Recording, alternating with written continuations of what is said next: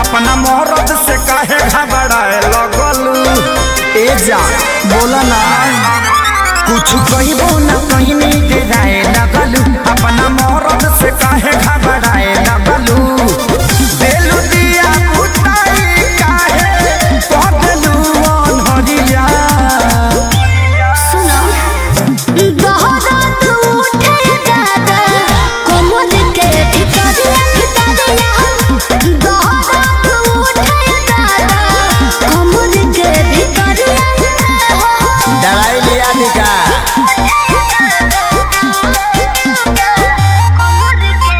Music by Arya Sharma. अब नहीं पिया कबो तोरा बात में दिल सिखाए तू तो पहले ही रात में। काहे उदास कोई लेलू तू मन हो।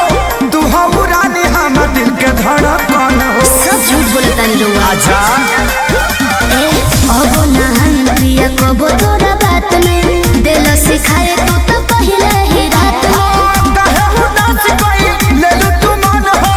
तू हो रानी हम दिल के धड़कन हो। लागलू खूबसूरत सरिया अच्छा। पहनलू जब करिया।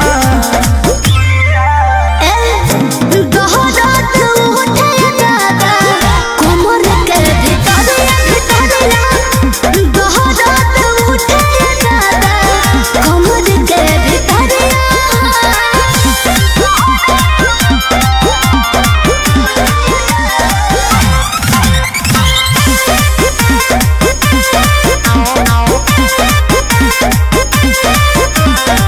कोमल बदन हमारो नियन गाल हो कैले प्रकाश बारो तो वैसन हाल हो। सोनुआ संजय के कहला में आके कोई हम गलती रानी तो के ना जमा के। एहसास हो गई। कोमल बदन हमारो नियन गाल हो कैले प्रकाश बारो तो वैसन हाल हो। सोनुआ संजय के कहला में आके कोई हम गलती रानी तो के ना जमा के।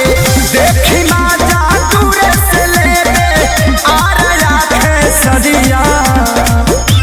सुना बोला दहरात उठे दादा कोमल के भितरिया दहरात उठे दादा कोमल के भितरिया।